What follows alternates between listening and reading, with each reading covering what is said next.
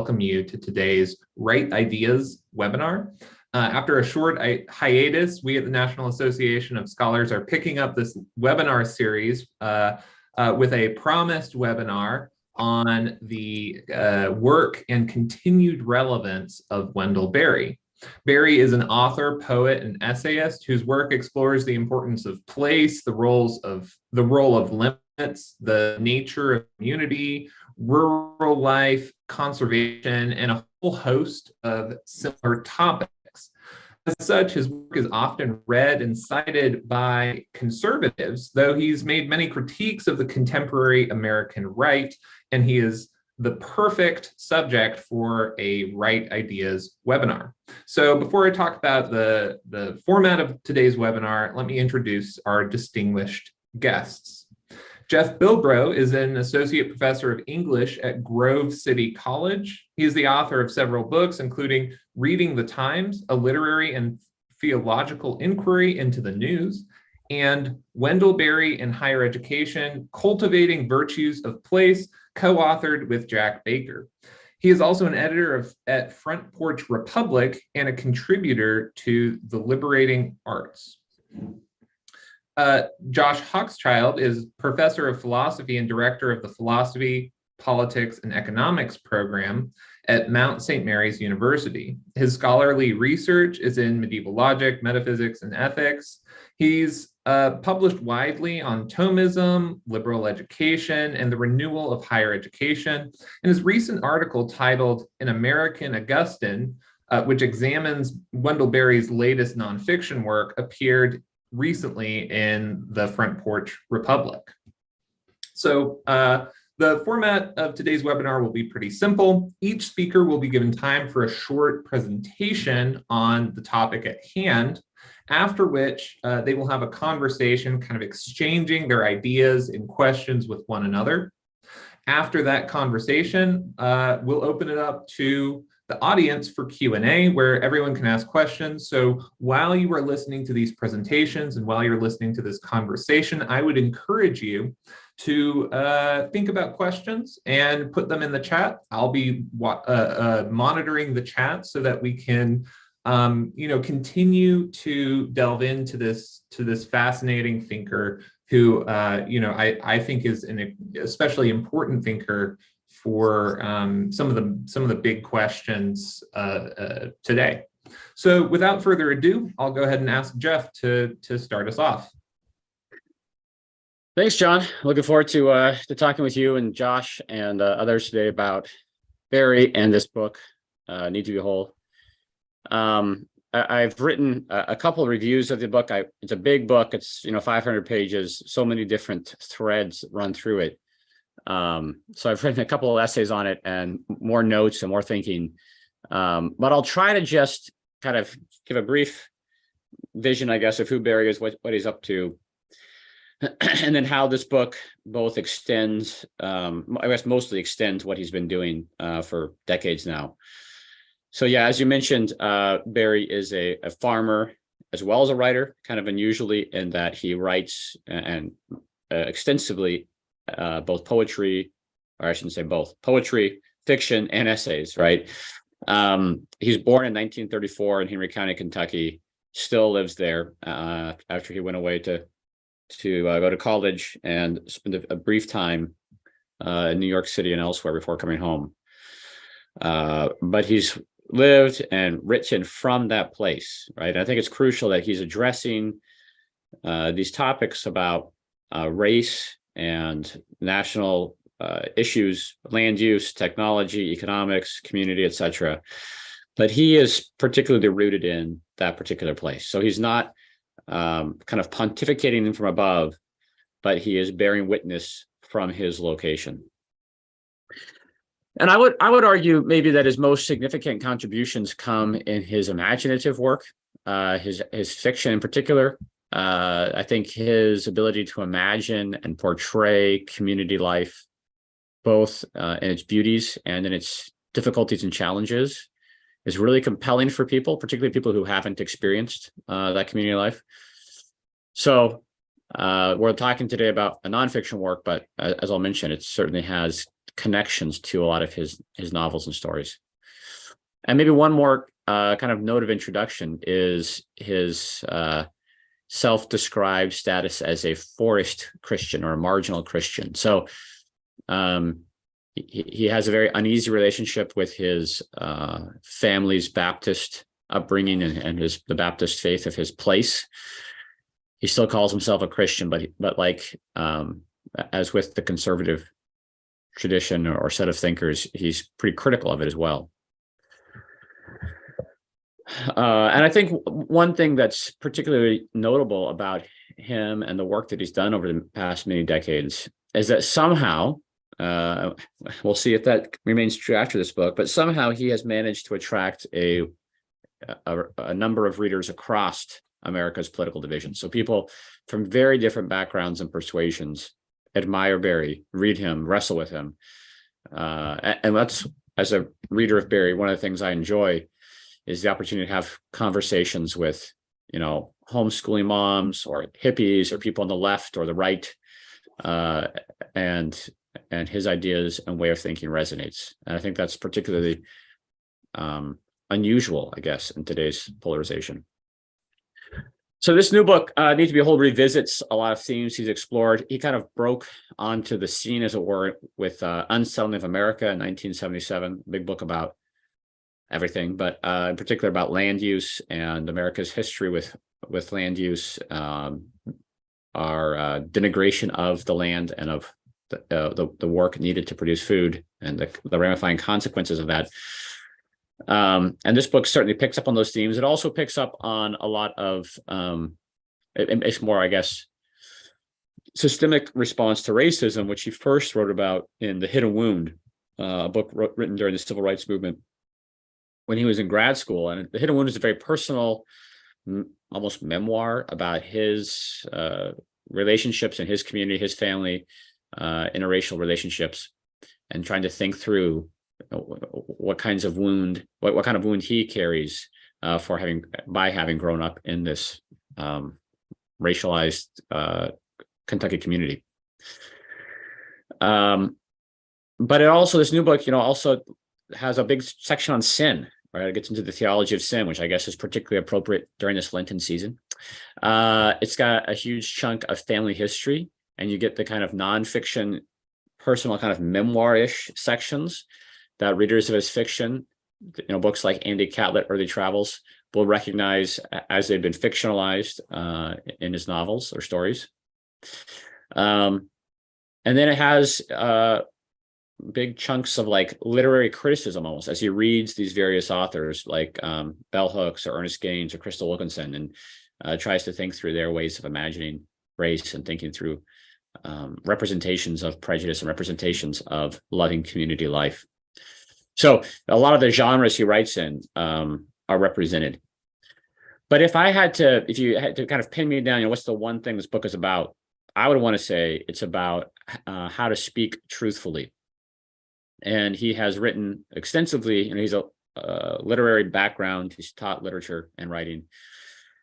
So in books like Standing by Words, essays like In Defense of Literacy, he's written a lot about how a culture talks. And I think he's looking at racism in particular, but these other interconnected problems, and suggesting that perhaps they are so intractable because we haven't yet learned to speak about them right. And in particular, that we haven't discovered the kind of particularizing vocabulary, and we continue to rely on these generalizations and slogans. And that's part of why the conversation tends to inflame rather than to lead to productive resolution. He has a note early on in the book, citing one of his friends to say his goal in this book is to speak for clarity rather than victory. And I think, I think it's a good faith effort to recover or discover a language commensurate to the problem of race. One of the features of this is that it has to be a language that can put race in a broader context. So early on, he says something to the effect that obviously racism is America's original sin, right? He doesn't want to shy away from the signal place that racism occupies in American life. But he also doesn't want to let that be totalizing. He wants to say, how can we understand racism? It has to be put back into this context of land use, of other kinds of prejudice, of other ways that through industrialism or technology or different economic arrangements, we seek to avoid and shirk the necessary manual labor required to care for one another and to care for our places and our communities. So he's continually trying to sort of understand racism through this broader nexus of phenomenon that perpetuates and sustains it. And maybe just to conclude these opening remarks, I would, so this is sort of my distillation of Berry, that maybe the key divide in American politics and American public discourse is not some kind of left-right division, or even really an urban-rural division or a racialized division, but it's rather this divide between those on the one hand who profit, whether socially or politically, or of course monetarily, from sustaining a state of outrage and offense, right? From perpetuating anger, fomenting rage at other groups on the one hand, and then those who want to do the long, slow, difficult work of tending beloved goods. And Berry is pretty firmly on the latter category. And even if he can't sort of score points in some discourse, he wants to aim at truth. And he wants to speak about these beloved goods in ways that enable the necessary work of care, right? He always, as he puts it, he wants to speak in the same breath of work and love, so that the language is not just a kind of discourse floating above reality, but it's tied to particulars, and then it leads to particular sustaining, healing, redemptive kinds of work. So I'll stop there, but I have a lot of questions and other threads that we can pursue over the next little bit.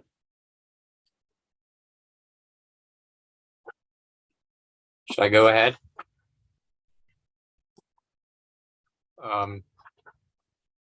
That was a great introduction, and I will speak a little bit about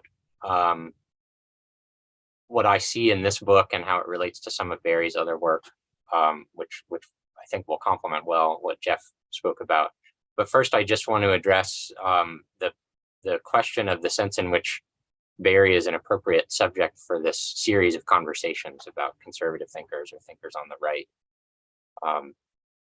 Like some of the others in this series, I think Berry would resist being categorized as on the right or as conservative. So if I recall, some of the other people who have been subjects of conversations here include Alistair McIntyre, Philip Reif, Robert Nisbet, Christopher Lasch. These are all thinkers that definitely conservatives have appreciated, a certain kind of conservative has appreciated, but also people on the left have appreciated these thinkers. And these thinkers are very often especially defensive about being categorized. There's a passage from a poem by Berry, maybe one of his most famous, that's 50 years old now. I won't read the whole poem, but I want to just read the end of it. It's called Manifesto, the Mad Farmer Liberation Front. And I think it captures something that has been consistent about Berry since he wrote this. As soon as the generals and the politicos can predict the motions of your mind, lose it. Leave it as a sign to mark the false trail, the way you didn't go. Be like the fox who makes more tracks than necessary, some in the wrong direction. Practice resurrection. Berry is a fox, and he doesn't want to be captured, and he's especially suspicious of the kind of person who would try to capture him, the generals and the politicos. And it doesn't mean he's inconsistent. It doesn't mean he doesn't have business that he's about and that he's very good and clever about fulfilling the business. But I think we should acknowledge up front that he might not like that we're talking about him here. And I want to be careful about that myself. Why why do we feel somewhat justified in talking about him? Why would conservatives feel like they can learn from Berry? I mean, there's some very obvious things. Berry is an anti-rationalist. He thinks that there's more to the world and to knowing the world than scientific knowledge. He's a man of humane letters. He reads widely and deeply, and believes that there's wisdom in old texts. He's anti-ideological. He doesn't think that solutions to problems are going to come from a political ideology, much less be implemented through a policy. He's suspicious of concentration of power. That means concentration of government power, but it also means concentration of large business interest power as well. And he's also willing to acknowledge that as these things play out in the real world, you can sometimes usefully use one against the other if you have to. But it doesn't mean he's going to take sides with one or another. So if he's opposed to those things, what is he in favor of? He's in favor of marriage. He's in favor of family. He's in favor of homes. He's in favor of community. He's in favor of a life lived in harmony with nature. He sees analogies between different parts of creation at different scales. So human beings' relation to each other and to God and to nature, the farmer's relationship to the soil. All of these things to him are almost like icons of what it is that we are supposed to be doing in terms of recognizing with humility our membership in something greater than us, and with gratitude our dependence on things, and seeking to be in communion with them. He is, I believe, a very Christian thinker, but as Jeff described, for sort of personal autobiographical reasons, he's a little bit allergic to wearing Christianity on his sleeve. And you get the sense that he's rather independent-minded about it. Ironically, I mean, I think he's been influential among a lot of different Christian communities, but I know a lot of Catholic theologians who've been very much inspired by Berry's thinking. There's something just intuitively sacramental about the way that Berry thinks about the world. And if I recall, around 2000 or 2001, there was a major conference sponsored by Communio about Berry's work, and he was present. And I think there's a whole issue of Communio with essays about Wendell Berry's thought.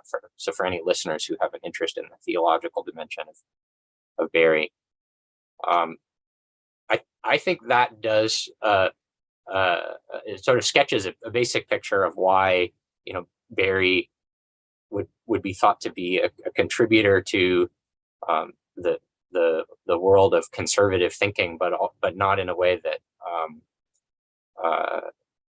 sort of pigeonholes him, not in a way that precludes him from being appreciated by people who would never think of themselves as conservative. He's sometimes described as an environmentalist thinker. I'm not sure that he would like that. He may be certainly a naturalist, a conservationist. I think he prefers just to be known as a farmer, someone who lives in and with the soil. And there are all kinds of things that he has said. Maybe we can get into some of these in the discussion that have put conservatives off, or conservatives of a certain stripe, or have upset one or another type of Christian. So he's not afraid to speak his mind. Part of speaking plainly and speaking honestly, as Jeff describes, means that he doesn't err on the side of being overly agreeable if there's something that needs to be said, and he's not afraid of offending people. On the other hand, it's not that he seeks offense. I think he's very, my sense of his voice from his writing and from hearing some interviews is that he's very mild mannered, gentlemanly. He's not a bomb thrower. He's not looking for fights.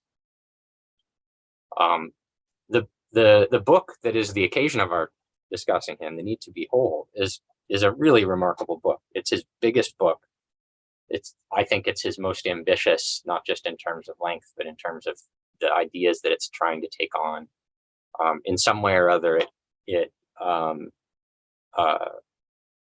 assumes it takes into itself all the other major themes of his major works.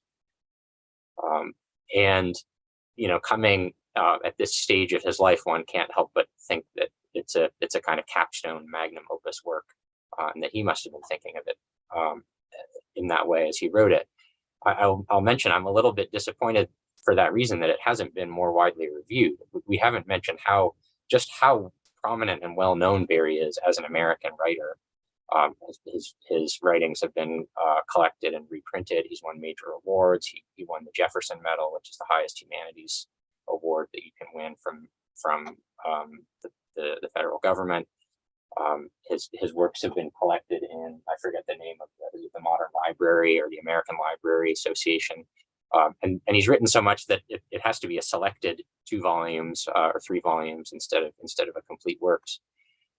He's just an incredibly well-respected, admired, established author. And this book has not been as widely reviewed as I expected it to be. And I think that's because it would be really hard. It's really hard to take on. It's so daunting. It's so big in terms of the scope of its ideas. And it is so hard to categorize, to pin down, to pen up like the fox that you want to capture, that I think some people would rather just not try than try. I think Jeff did a really nice job of summarizing it, and especially the way it uses the occasion to talk about racism for Berry to bring in all of the other themes of his writing career. And it is, in its origin, a very occasional work. He describes it at the beginning as prompted by a letter from the author Eddie Glaude, who wrote a book about race in America. And Berry read it with appreciation, but with some critiques in his mind that he tried to get down on paper, and he started imagining writing a letter back to Eddie Glaude, and he never wrote that letter, but he wrote this book instead. And so, one wonders if this book ever would have been written if Eddie Glaude hadn't sent him his book about race and racism in America.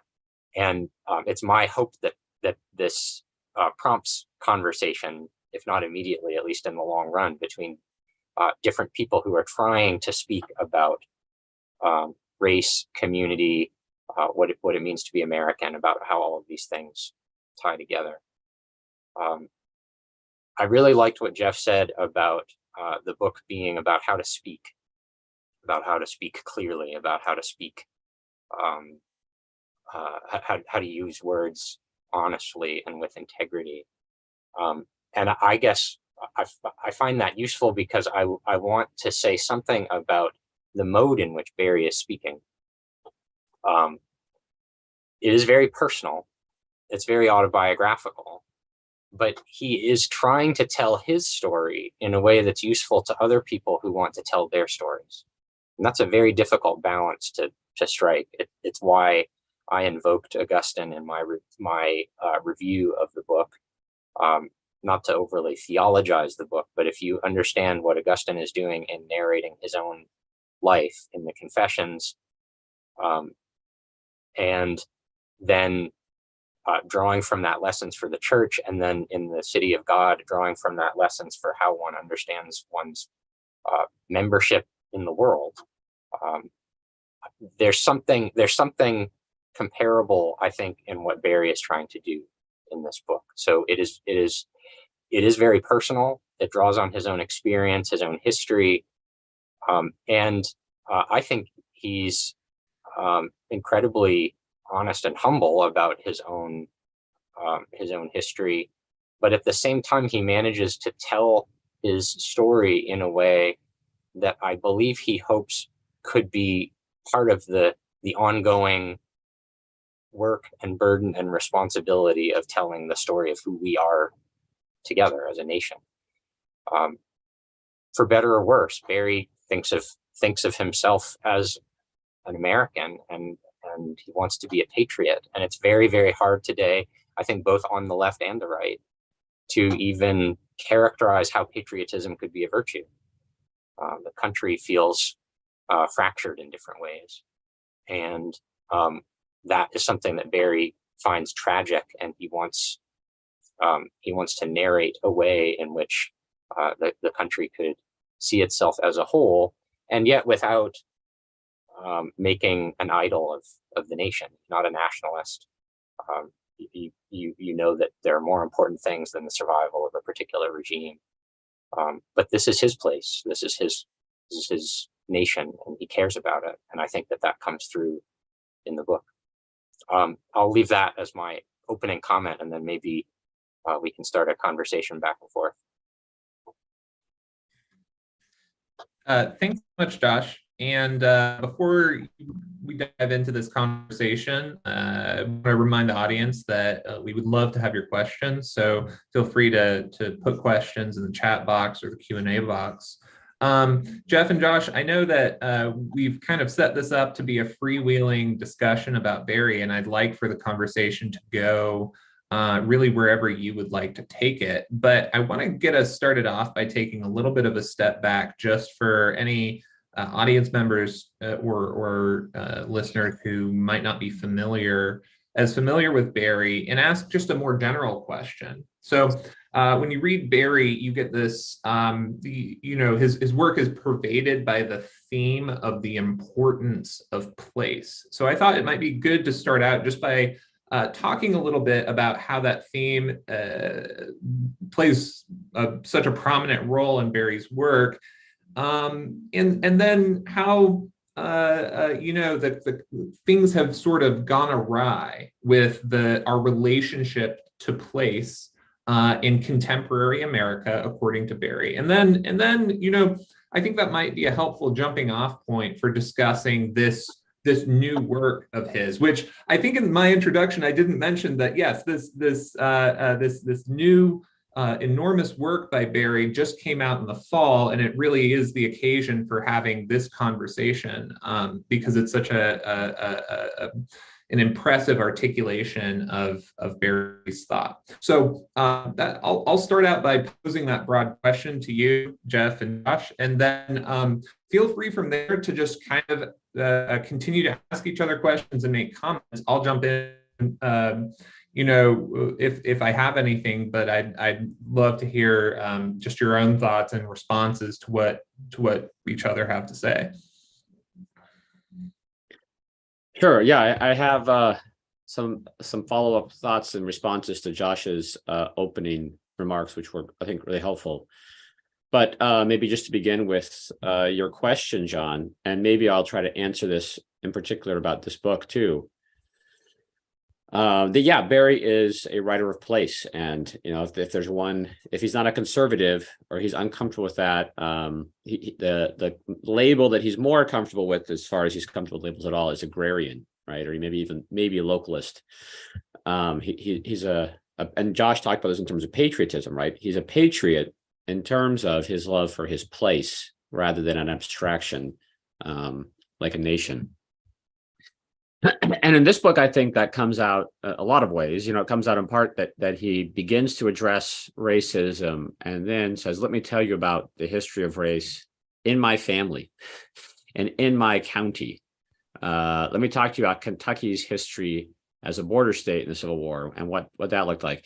And then when he's talking about the Confederate monuments, rather than saying all the monuments should come down or all should stay up, or kind of weighing in a blanket way, he says, let me tell you the really complicated and bizarre history of a couple of local monuments, just to give a glimpse of the complexity of these individual monuments. And it's not like there is one thing that all the monuments are signifying, right? They have local histories and there's local people, and it's complicated. And so he wants to look at things from a local angle.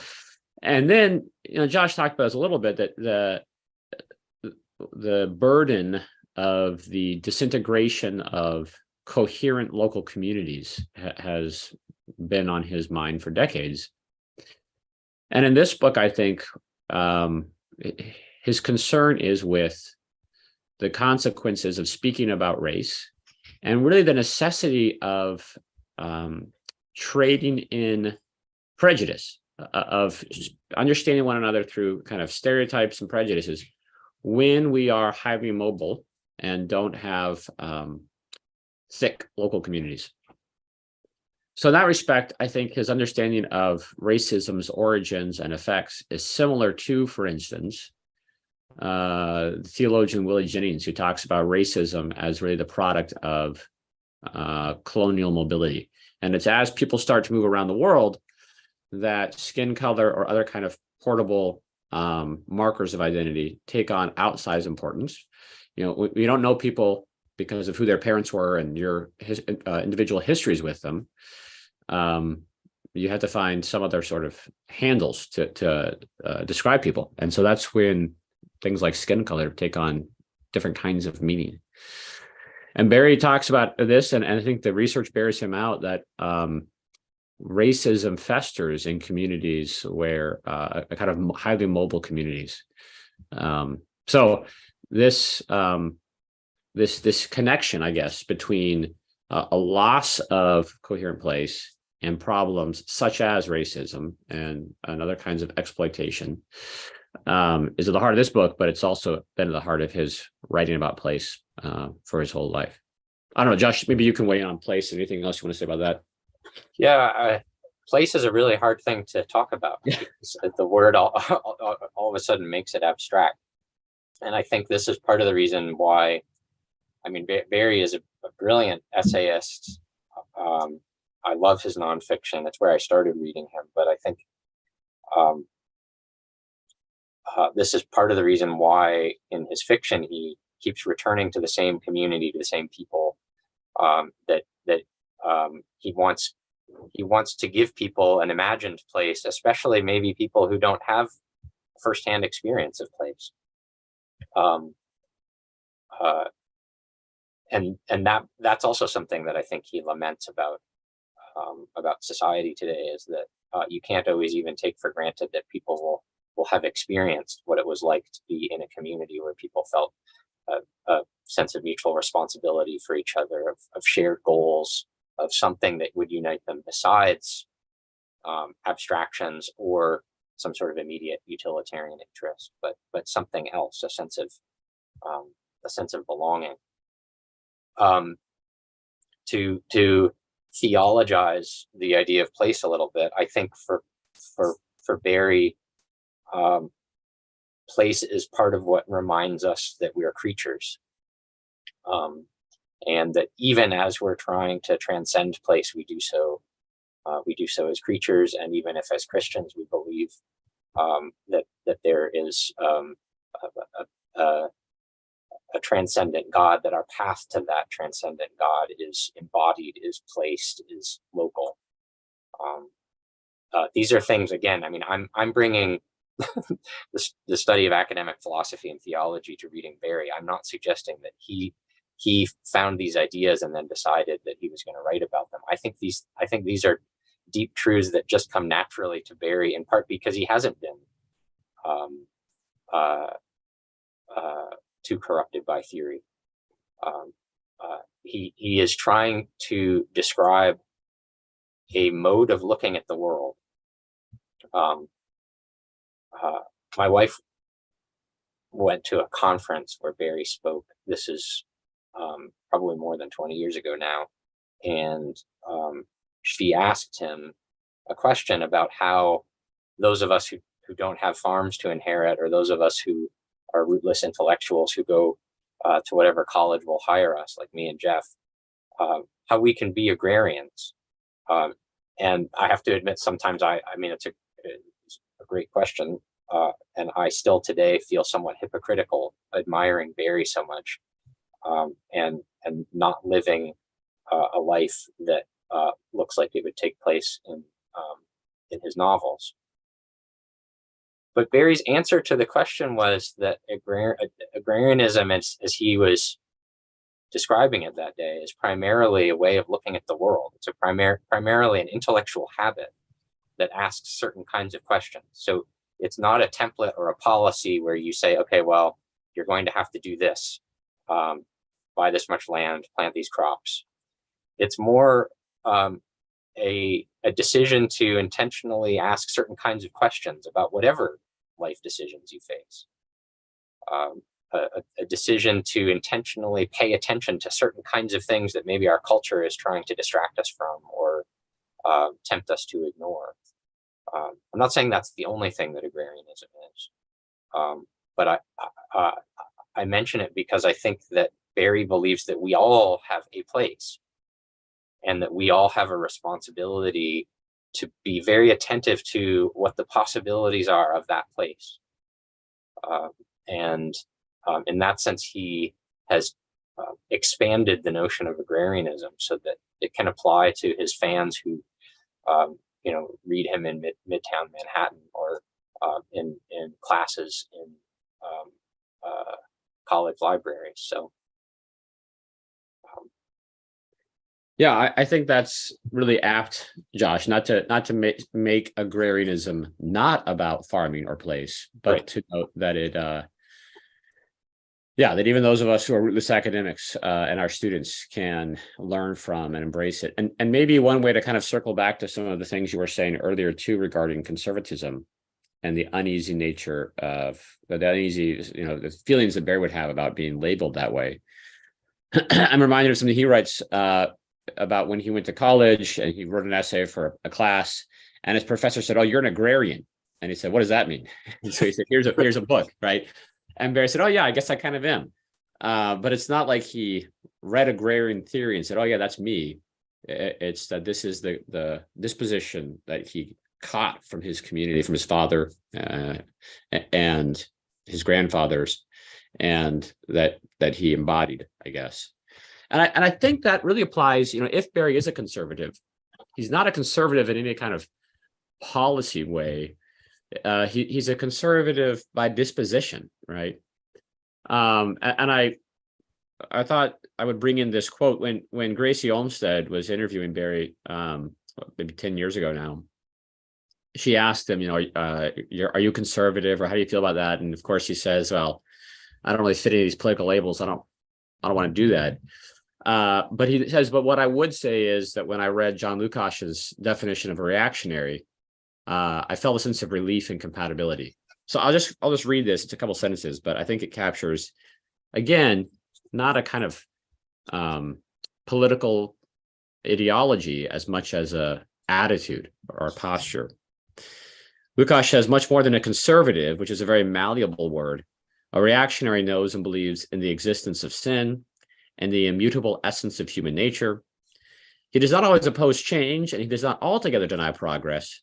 What he denies is the immutable idea of immutable progress, the idea that we are capable not only of improving our material conditions, but our very nature, including our mental and spiritual nature. We must never deny the potentiality of possible improvement of the human condition, but we must be aware, especially at this time near the end of the 20th century, of the need to think about what progress means." And I hear in that warning of Christopher Lasch, right, and his concerns about the kind of ideology of progress, and then Berry's just kind of deep skepticism of some kind of fundamental idea of progress that we're never going to be post-racial in the sense that we're post to the temptation to exploit other people, or post the temptation to avoid necessary work and make machines or other people whom we then denigrate and diminish do that work for us. That's part of the human condition, and trying to kind of technologically solve our way out of that problem is going to just lead to other worse consequences. So I think that's the sense in which he might be okay being called a conservative. Yeah, I think that's really well put, right? He's not someone who is a utopian who thinks that we can fix the human condition or change it. We are sinful beings, so we have to learn the habits that allow us to live another day with other sinful human beings. And so that chapter on sin that you mentioned is followed by a chapter on forgiveness. Yeah. And I think there are parts of this book where Berry is, in a sense, asking for forgiveness, and I think there are parts of this book where he's offering forgiveness. No. And I think there are parts of this book where He's asking, are you even going to think that I need to be forgiven for saying this? Or are you going to work hard enough to understand what it is that I'm saying? And that too is not something that can be codified, not something that can be turned into a policy, not something that can be distilled into an ideology. It's a habit. It's a lifelong habit. I loved how you described how Berry just naturally comes to this mind because he was formed with this mind by his own family. One of the remarkable things about The Hidden Wound, which was his book about racism from 50 plus years ago, and he repeats some of the same observations in this latest book, is that he doesn't just credit his family members for the development of his mind. He credits Black sharecroppers who worked his father's land for the development of his mind. He treats them as intellectual parents of who he is, and he wants to give them credit, and he feels a piety towards them. And in the language of today, the sort of simplistic, I will go ahead and say ideological language of today, right? He took a risk even in doing that, right? He was either exhibiting white fragility and being defensive and saying, oh yeah, I have influences who are Black, or he was being condescending and saying, these people, their importance in my life is that they gave me this, right? They were useful to me. Of course, if you actually read what he wrote, he wasn't doing either thing, right? So if you can come to his writing without those categories, without making assumptions about who he is or what he's trying to say, it's an incredibly generous, humble, and gentle discussion of the people in his life who formed this mind, this agrarian mind. And it's where he wants to find common cause beyond race, where he thinks that a return to an appreciation of place, a return to an appreciation of the dignity of work, a repudiation of the idea that there's something inherently ignoble about manual labor. This is something that he thinks is part of the solution to what has been framed in terms of a problem of race, and it is in large part a problem of race, but it's not only that. It's a deeper wound, and I don't know if there's an audience for him to say that besides people like Jeff and me, who can sit in a quiet office and contemplate these ideas. I don't know if the book will have an effect out in the world, short term or even long term. I don't know. Are you hopeful for the fate of this book? That's my first direct question. I wanted to talk to you about this, Josh. So one thing, just picking up on what you just said, and then trying to address that question. But I'm going just to warn you, I'm going to flip it back and ask you. Yeah. Because I think you're exactly right. It's in those scenes where he's describing the influence of other black laborers on him when he was a boy. And I think he's really careful to say, I don't know if we were friends. Can a boy and a man be friends? I don't know. And I don't know exactly what they thought about me, these various men. How was our relationship shaped by the fact that my grandfather was employing him, or the age difference, the racial difference? Like, I think Berry is really cautious in those passages to say, here's my side of the story. Here's what it meant to me, but I don't want to ascribe meaning to their lives because I don't know. And I think that's in part why he is more comfortable writing about those kinds of relationships in his fiction, because he feels a little bit more freedom maybe to imagine these relationships rather than feeling an obligation or responsibility to I guess the historical details, as it were. But in spite of those caveats, in spite of the care and the respect and the I guess courtesy with which he approaches those discussions, I think you're right that they're going to be they won't be heard well by people whose ears have been trained by so much of our contemporary discourse about race and power relations, etc. And I think that's part of why, this book was not published by Counterpoint, by the publisher that publishes all of his book. Shoemaker brought it out kind of under his own name. It wasn't published by the press. I make of that what you will. Right after this, his book of short fiction, How It Went, was published by Counterpoint. But for whatever reason, Counterpoint wouldn't touch it. And I think you see a similar, it's not like the book is being panned, right? It's more like it's being ignored. And whether that's because, as Josh talked about earlier, it's just really hard to write about because it's so sprawling and so big, or whether it's because people are worried about the kind of consequences of talking about it, right? Is there a way to talk about this book and the issues that it raises and the way in which it deals with them in the state of our public discourse without being canceled, right? Or without embarrassing myself? And I think that fear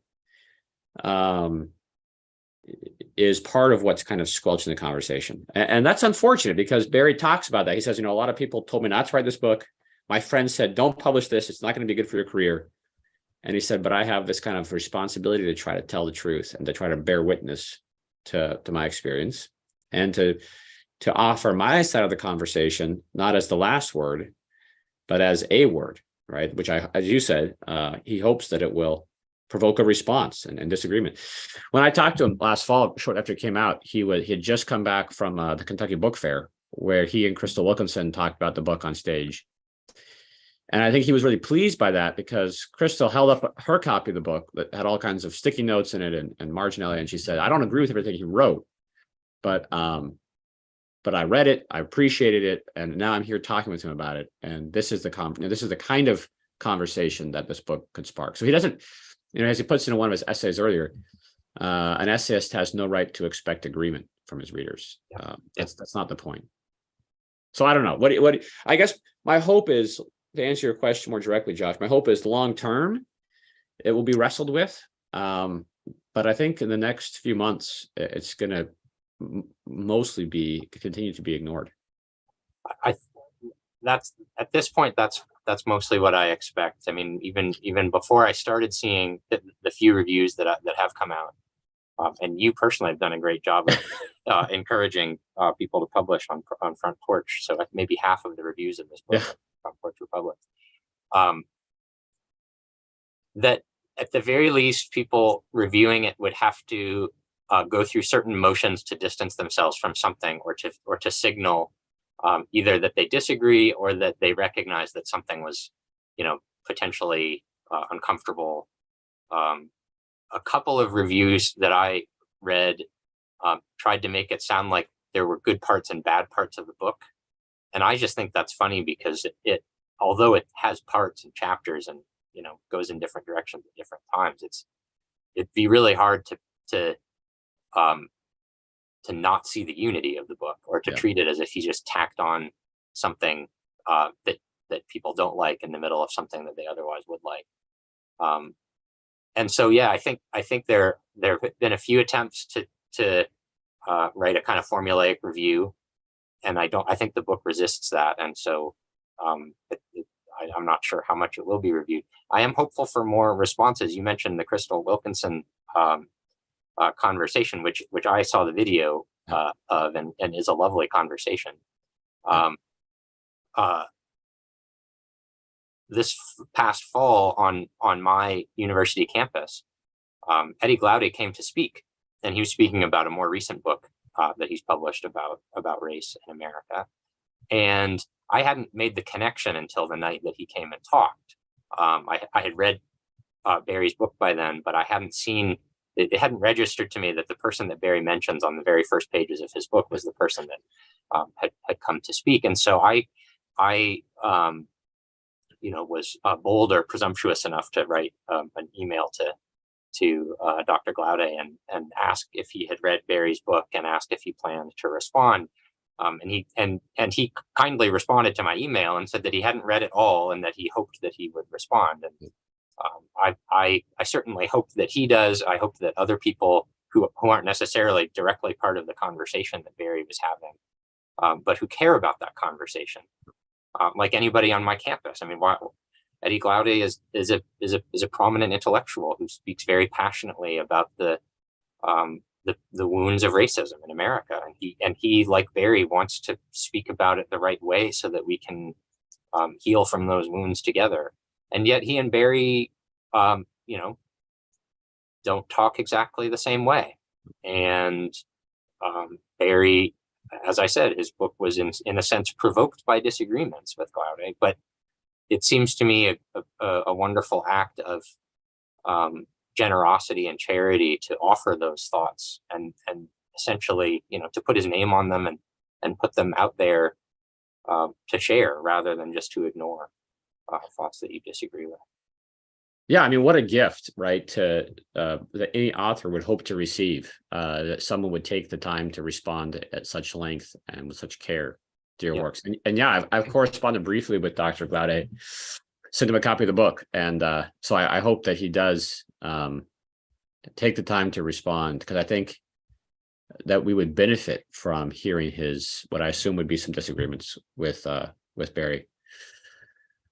And I do wonder, maybe to take a little different direction, but on the same track, you mentioned it earlier, Josh, how if this is a kind of capstone book, how might it shape Berry's legacy? Will that, I think one thing it does is help us see maybe more clearly than we otherwise might, how the different strands of his writings fit together, right? How does his personal biography, his policy concerns about land use, his thinking about language and literature, nature of education. Exactly. Education comes up in here. There's so many things he puts it together. So it's like reading The Unslaved America. Sometimes I read a paragraph, I think, oh, that paragraph became that essay, right?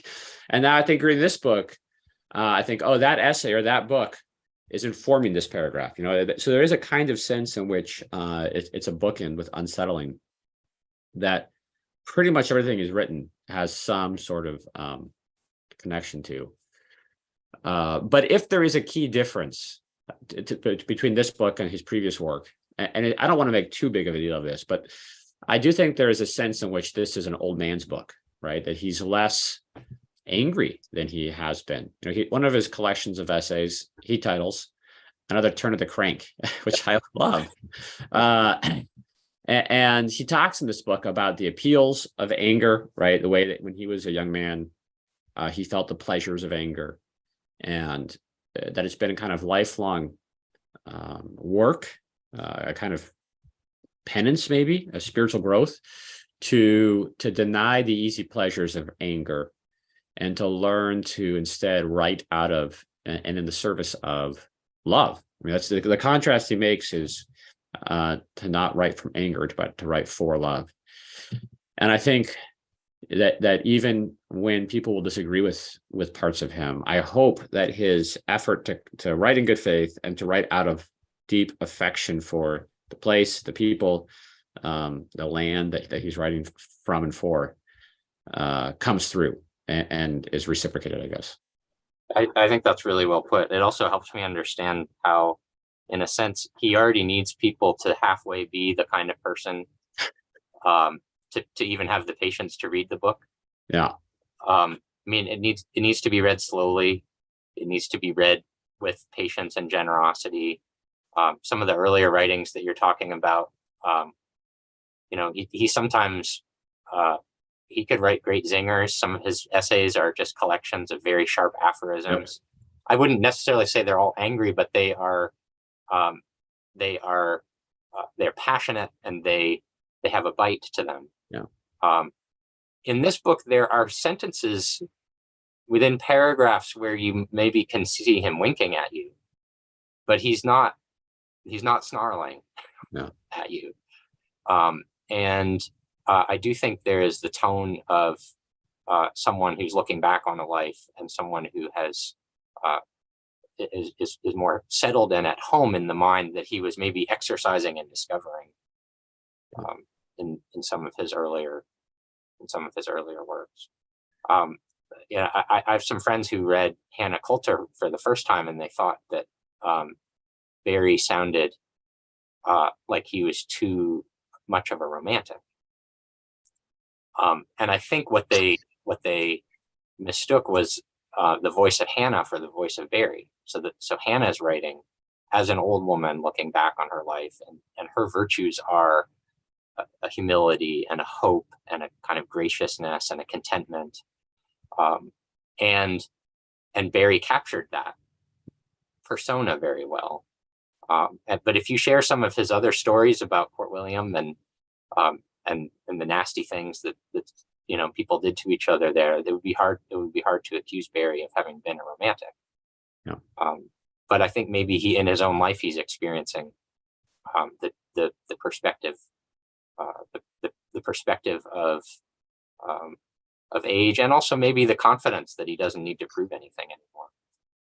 Sort of like you were saying, he published despite the advice of many of his friends. First of all, the willingness to write something as a critique is very Socratic. It's a way to honor someone, to argue with them.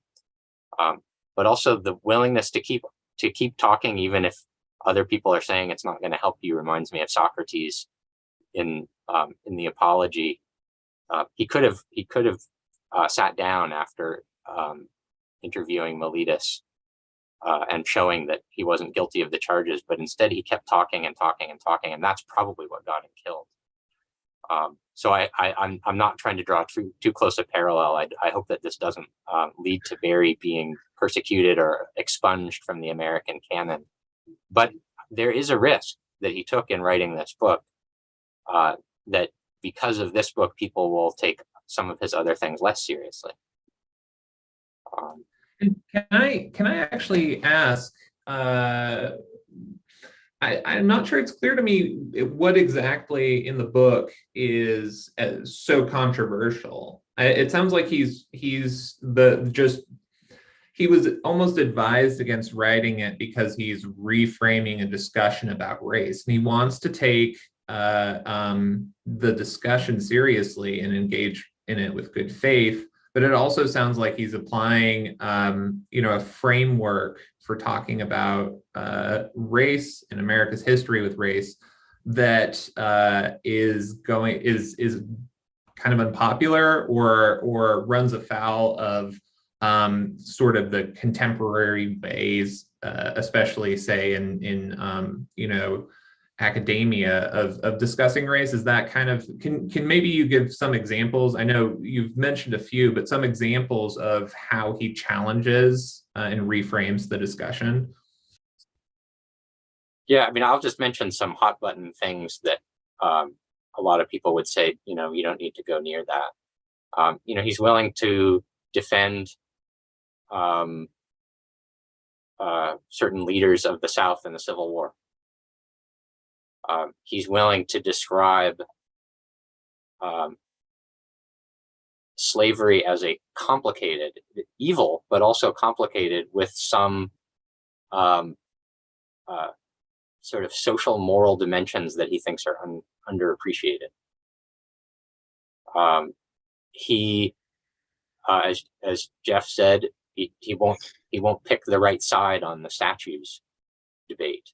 Right, he'll defend some Confederate statues for particular local reasons, knowing their history.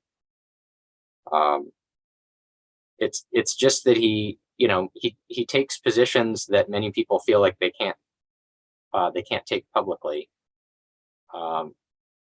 not because he's trying to provoke, but because he thinks it's part of this task of facing the whole problem with honesty and with clarity. And because he's a white man talking about race, and maybe we're perpetuating the problem on this panel, 3 white men talking about race. In some circles, that's dangerous, right? I actually think I don't want to be intimidated away from sharing in a conversation about race, but some people might have advised Berry, just step back. You had your say 50 years ago. You don't need to say anything again. And I know other people who actually thought that he was going to take back some things that he said in the hidden. I don't know what they had in mind. That he would feel like he needed to have evolved on certain things that he said there. Where I see rather that he's maybe become deeper and more nuanced, but not repudiated what he said there. Is that a fair response to that? Jeff, do you have anything to add? Yeah, I think that's right. And maybe what I think you're right. I think what I would say as well is, in calling someone like Robert E. Lee a tragic figure, someone who really was put in an impossible situation, and Berry's not going to blame him for choosing place, right? Despite the fact that his decision was tragic, because in defending his place, he had to also defend this evil institution. That's what makes it tragic, right? He had to choose. There was no good choice. And I think, when he talks about the Confederate soldiers and saying, look, many of these were racists, but many of them were also defending their homes and their places. And I'm not going to issue some kind of blanket simplistic condemnation of every Confederate soldier. And I think what's so important, I guess, about his search for truth, complex, hard, not easy, not sloganized truth, is that it doesn't let us off the hook. I think so much discourse around race or these other big issues, people want to say, I'm on the right side of history, and those people are on the wrong side. Whoo! Right? Thank goodness I'm on the right side. And that's why he's really careful, like in the Civil War thing, for instance. He says, look, I guess it's good that the North won and that slavery was abolished. And I honestly, Berry said, I can't imagine it being abolished without a war, and it should have been abolished. So, okay, that's good. But I'm also not going to call the Civil War a good war, because he doesn't like war. He's a pacifist. He's a pacifist, and it didn't fix the problem, right? It just moved the problem, changed the problem. Yeah. So it's not like you can say, well, if you would have been, whatever that means, on the side of the Union, you were on the right side, right? There is no right side. And he wants us to see, and I mean us, right? Like humans, to see our own complicity in sin and exploitation and laziness and greed. And he's concerned, I think, with the ways that the sort of public discussion about race so easily is used to exonerate the members of my tribe, however you want to slice that, rather than seek for wholeness, right? As the title of the book indicates, that we have to find a wholeness together that doesn't involve cutting out people. So insofar as he's pursuing that, he is going to refuse the kind of standard modes when this discussion is taken out, right? Where there's a right answer and a wrong answer, a right side of history and a wrong side of history.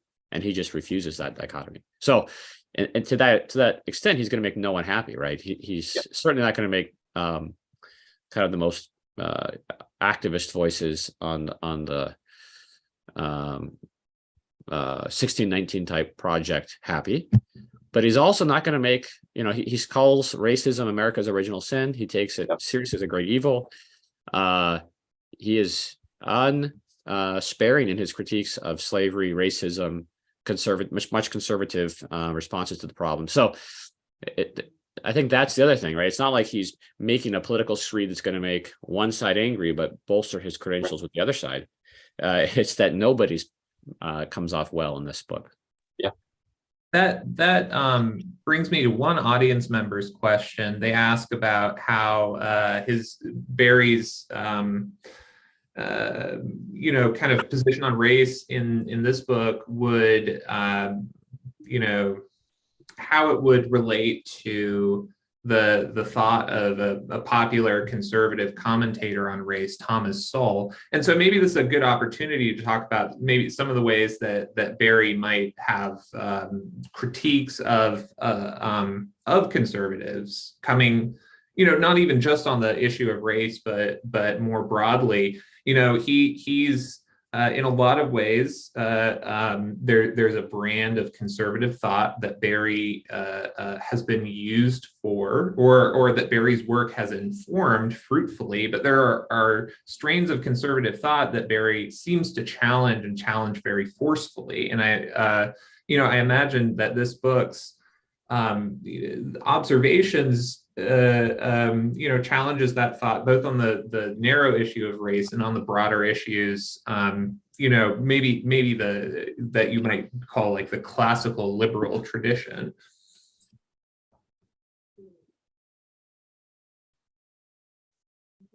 Yeah, I don't know enough about Thomas Sowell. I mean, I know who he is, and I've read some stuff, but I don't have a great sense of his approach to answer that in detail. But I will answer that. And so just right. More the critique Yes. of conservatives' approach, I guess, is the yeah. I mean, that makes me think of this passage near the end of the book. This is on page 402 when he's talking about this. This is just one of those moments that Josh was alluding to, where you can tell him getting into that kind of I'm going to get a good line in here mode, right? Like, this is going to be good. He says to despise conventionally the working people of the countryside and the industrial workforce of the cities, at the same time replacing them with technology wherever possible, is a dead certain way to build an immense popular fund of resentment and anger, right? So you can see him saying this is the kind of populist cause. The genius of modern conservatism has been to turn that resentment and anger not against the money people and corporations who have controlled the economy in their own interests, but against labor unions, welfare cheats, environmentalists, and these are all in scare quotes, and other harbingers of socialism. In other words, the problem with conservatism is it hasn't actually solved the problem. It's just used the anger for political short-term gains. And it's that kind of critique, I think, and frustration that runs pretty consistently throughout the book. I also don't know Sowell's conservative approach to race and the problem of racism in any detail. I mean, I have a general sense of it, but a caricature of a certain kind of conservative approach to race is, hey, let's just be colorblind. Let's just pretend it doesn't exist. Let's not talk about it. What the main thing we need to do to fix problems of racism in America is to just get beyond being so hypersensitive about it. I mean, Berry thinks it is a problem, and a deep problem, and a kind of essential problem in American history, and he wants to face the reasons it's a problem, but he also wants to connect it as a problem to other wounds, other structural evils in America that are related to the Christian understanding of original sin, right? It could sound heretical to say that racism is America's original sin, as if you're displacing the Christian idea of original sin. But I take it that Berry means, that it was something there at the founding of this nation that it is still struggling with, that its inheritors, even those who can claim, hey, I had nothing to do with it, they have inherited the problem, like we all inherit original sin. But Berry's argument is that even as a national original sin, it's related to the deeper desire of human beings to dominate each other, the deeper wound of dispossession that many white people share in as much as many Black people. There's different kinds of dispossession, there's different kinds of woundedness. And if we actually seek healing and wholeness, if we actually seek reparation, if we actually seek redemption, then we need to look elsewhere than the agenda of any one or other political party.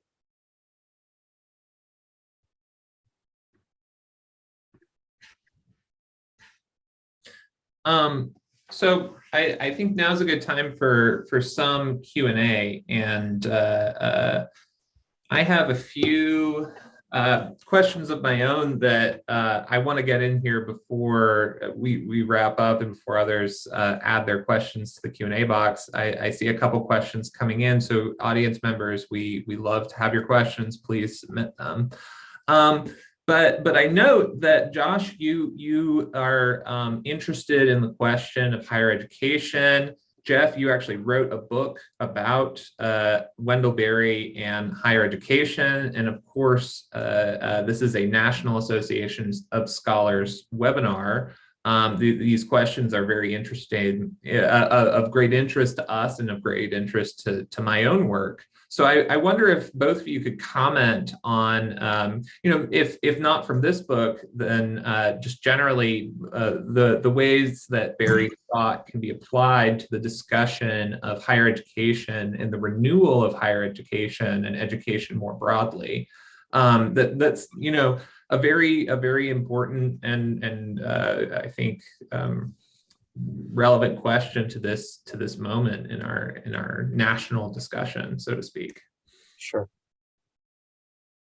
Jeff, I think you should go first if you want to. I'll just say, You've written I the guess book. two things. One is Berry does have a brief section at the end of this book on education where he says several things. One is we have this kind of one of the American habits of mind is if there's a problem, let's develop a curriculum and put it in the public schools and we'll fix the problem, right? Like if we have an obesity problem, I'm sure a curriculum about diet will fix the problem. If we have a sexual harassment problem, I'm sure making people take some online seminars will fix the problem. If we have a racism problem, I'm sure some curriculum will fix the problem. And of course, Berry thinks probably not. Instead, what he's advocating is, what if we had institutions that actually tried to form people with the character and the virtues and the habits of mind and the knowledge, the facts, you might say, necessary to understand their places and the people who live there. And what if we, instead of educating people to inhabit an economy and to be upwardly mobile, if we educate people to be stickers, in Wallace Stegner's phrase. And so I think to that extent, his understanding of education is of a piece with his broader concerns with the disintegration of community life. Josh has mentioned Hannah Coulter. Hannah has this beautiful or tragic reflection on the way that when her kids went off to college, their whole orientation shifted, and they left behind her and her family and their community.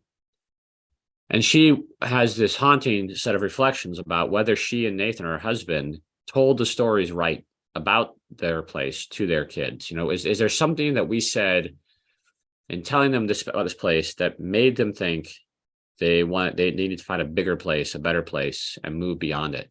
And how could we have told them the story of this place and its people in a way that invited their care and their commitment, invited their return? And so I think that's what Berry is after in this book, right? How can I tell the story of Henry County, Kentucky, with all its problems, in a way that invites people to study it, to learn about it, to learn about its history, and really by extension, right, the history of our particular regions and communities, so that we might mend its wounds and bring it the care and work that these communities need. Yeah, I think that's really well put. That it's a feature of American higher education that, in general, and it's more true that supposedly the better the education is, the more it's designed to spin people out of the orbit of their home, to get them to go to a better place, to move on, to escape where they came from. Berry also, I think, is just appreciative of his own education. His mind is well furnished with good literature, and he's a very effective writer and can accomplish things through his writing. And I think he values that and believes that that's something that young people especially deserve to be introduced to. The part of learning the story of your place is learning how the story of your place relates to larger stories that we're all a part of. And so having a fund of classic literature in your mind to make associations, to recognize tropes and symbols and allusions is a helpful part of becoming a human being at home in the world for Berry. And finally, I think he might, I don't know that I've ever seen him say this, but in my experience, a healthy college environment is sometimes the first and maybe the last place where students experience something like a community of shared activity and of membership, of joining in a project with others for something larger than themselves. I don't think that always happens even on the best campuses, but education itself is a kind of craft. There's a kind of cultivating, there's a kind of intellectual farming that we do, planting of seeds and tending shoots. And students learn to be a part of that themselves, to join in a certain kind of conversation and to join in a certain kind of intellectual exercise that might for them be the first concrete example of what it's like to have meaningful work and membership in a place that gives them a sense of identity and that makes them feel like they belong to a larger story. That's one of the things that colleges, despite all their problems today, still hang on to just by the fact of their scale, the fact of the kind of communities that they bring together. And I think that's one of the reasons why Berry is sort of disproportionately popular among rootless intellectuals like us who are looking for good things to put on our syllabi and assign with students, because we want someone to help articulate and extend their imagination for what it is that they're experiencing in college, so that it can become a habit that they extend into the rest of their lives. Yeah, that's exactly right, Josh. And if I could just make two comments, agree with that. You say extend and apply. I think that's so right, that so many of my students, they're not like Hannah's children, where they're coming from a semi-coherent community on their way to a disintegrated one. They're coming from very disintegrated communities, right? And so many of them come to a small liberal arts college, and they experience a kind of intellectual community where they live and work and play and think together. Even with all the weird things about college, right? It's not really intergenerational. It's got all kinds of problems, but it gives them a kind of taste. And then, especially reading someone like Berry or other thinkers along these lines, I think it can really change their priorities as they leave college about what kinds of jobs they take, where they move, what kinds of living arrangements they make. So to me, that's the promise of higher education, that in a rootless culture, maybe it gives students that taste of community and place, and gives them some of the skills they need to go strengthen those wherever they end up. And then to your first point too, I think it's indicative that in Hidden Wound, when Berry is thinking about like reconciliation, he goes through this list of classical literature examples, right? Anna Karenina, the Odyssey, Huck Finn, Warren Paradise Lost, as you mentioned. Yeah. Yep. And right, these are like the places he goes to be like, how could I imagine healing this kind of wound? So yeah, I mean, for all of his localism, Berry is not provincial, right? And right. He's parochial. He is rooted in his place, but is quite happy and eager, and sees the need to learn from the great wisdom of the religious and classical traditions that we've inherited. So that too, I think, is certainly part of the goods that he sees in higher education, even if those goods are often drowned out by some of the negative effects. Another audience member asks a quick question, which is one I always try to get to when we have webinars like these.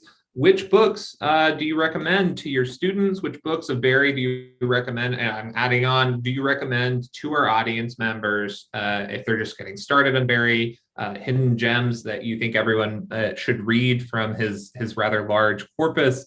I think it's always appropriate to end these conversations with some reading recommendations that we can take away. Sure. I'll start. I have assigned the novel Hannah Coulter. It's a beautiful novel. It's not terribly long. I also love Jayber Crow, but it's longer, and I'm not sure that I would pick that over Hannah Coulter to assign to undergraduates.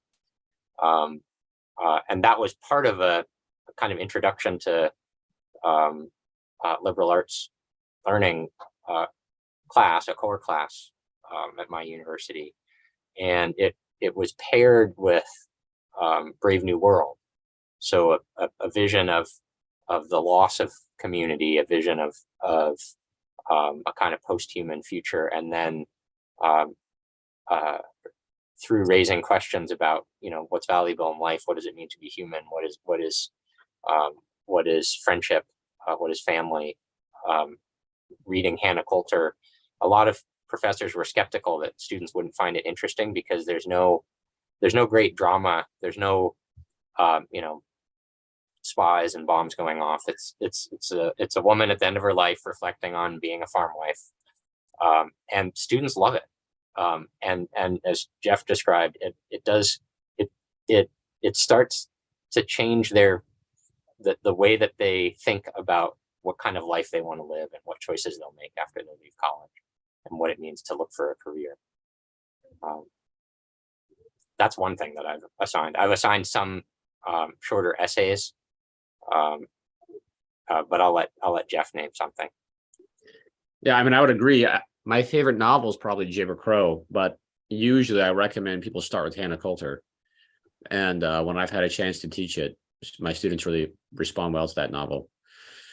And I do tend to say, start with the fiction, because if you just pick up an essay, it might rub you the wrong way. It might make you like, dude, what's up? And it can be off-putting because Berry is quite direct. And sometimes it helps to catch the positive vision from his novels before entering into his polemics. But among the essays, there's a great little collection, Art of the Commonplace, that collects some of the best. Maybe I particularly like Think Little, which I think gives you a good entry into his thought. Or for students, maybe something like In Defense of Literacy, which is a really short essay about the value of speaking the truth with care and precision. But yeah, I mean, the Library of America has 2 volumes, and that's maybe half or something of his total output. So yeah, an essay that I've recommended to faculty, and I would recommend anyone in the National Association of Scholars, recommend to campus administrators, is The Loss of the University. I think that's the title. Yep. You know that essay well, Jeff, from your book. Yep, that's a great one. It's an essay, I think, that sneaks up on you, but it is about what is education for, and it has, if you take the essay really seriously, it would have huge implications for how you think of yourself as a teacher, how you think of yourself as a steward of higher education. And it shows that it's not something that we're reading into Berry. He has thought deeply about what it means to be educated, what universities are for, what their strengths are, where they came from, and the dangers that confront them today. And he's worked for universities, right, for many years. So he's been in the trenches as a teacher. And the reports I've heard from his students are he was a very demanding but beloved teacher. I bet. You've met him, right? You've been to visit him?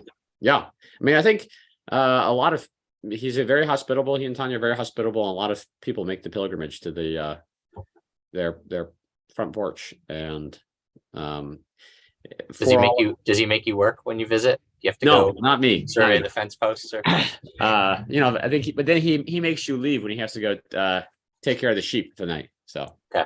Yeah. And I think one last question, kind of as a prompt for closing thoughts, I'm going to paraphrase one audience member who notes that, when you're talking about a relationship, your relationship to place, when you're talking about rootedness, it's very easy to imagine somebody who's employed in manual labor, a farmer, being very much tied to the land and reaping the benefits of the community that can sort of naturally force you to be a part of, the membership that comes with kind of this small local farming community that's described so well in books like Hannah Coulter. But I think the question that I always have when I read Berry, and the question that I think our audience member kind of points to, is how in a modern hypermobile society like our own, where that's not really an option available to a lot of people, what are some words that Berry gives us for navigating this world that we're living in? And I think I'm going to ask that question as kind of like I said, a prompt for closing thoughts. I'd love to hear both of your thoughts on it. Yeah, I mean, I would just maybe piggyback on the essay I recommended a minute ago, Think Little, in which Berry confronts the problems of racism, thinking about the civil rights struggle, but racism more broadly, the problem of war, right? The Vietnam War is happening. And this is also near the beginning of Earth Day and the kind of dawning of the awareness of the environmental crisis, nuclear problems, et cetera. In the face of these kind of massive problems, what can you do? And he says, well, one thing you could do is grow a garden. And if you grow a garden, you will have begun to make the necessary changes in your mind to adequately understand and address these problems at scale. And that kind of answer, I think, seems radically incommensurate to the scope of the problems. But it gets at what you're raising, John, which is Berry's whole approach requires us to not absolve ourselves from responsibility and not like offshore it to some expert somewhere, some bureaucracy or some official, but to begin being responsible in our own places and in our own lives. And as we do that, of course, it doesn't nullify the need for large solutions sometimes, but that's never where we can begin. So we can grow a garden. I think also his lovely essay, Work of Local Culture, gives this great vision of people sitting on the front porch until dark, just talking. And there are ways, even in our Netflix culture, of making music together with our neighbors and of sharing stories together and of conversing together. There are places, if you will make a start in your community, where you can begin to enjoy and participate in local culture and exchange and work with one another, right? So it's going to look different in different places. It's not an agrarian community, but there are real opportunities, I think, to laugh and share stories together, sweat together. And it's in those kinds of settings that we can begin to make that connection to place and people. And then I thought, in this vein, maybe I'll just read the last 3 sentences of this book, Need to Be Whole, because Berry comes back again to the need for work. He says, if we worked for the world's life in good faith with sufficient love and knowing how, our work would become good. It would become beautiful. It would make us happy, and not with the future happiness of political promising. It would make us happy as soon as we began to do it. Right? Good work and good play and good culture and good leisure are good, full stop. Right? We don't have to wait for some kind of beneficial effect. They're good in the act of doing so. That was really well put, and I want Jeff and Berry to have the last words. And I think that it shows that the answer to the question is part of the challenge is that you have to find in your own situation how you will do that locally, because it's not about signing on to an agenda. It's not about sending in membership dues to the right organization. It's not about voting in the right politicians. It's about looking around and seeing the opportunities to connect to other people, to show hospitality, to share work. And that can be awkward and more difficult for some personalities and in some social situations, but we can all find some ways to do a little bit more there and to take pleasure in it, and that starts to shift the world around us, I think. So I didn't give you the last word, but you can cut that out of the recording, John, and let Jeff have the last word. No, that was great. And, I think this is a great place to conclude. A couple of audience members asked questions that we didn't have time to get to. So I'll note as we close that if you would like to ask questions, either if you're an audience member whose questions we were not able to get to, or if you're watching the recording, feel free to reach out to me. My email address is seiler@nas.org, SAILER @nas.org. And I'd be happy to forward along your questions to Josh and Jeff as you have them so that we can continue this discussion. But again, I would just like to thank you, the audience members, and especially thank Josh and Jeff for a wonderful discussion. And I hope that this conversation has encouraged you to go pick up some works of Wendell Berry and continue to delve into the very interesting things that he has to say. So thank you all for participating, and I hope you have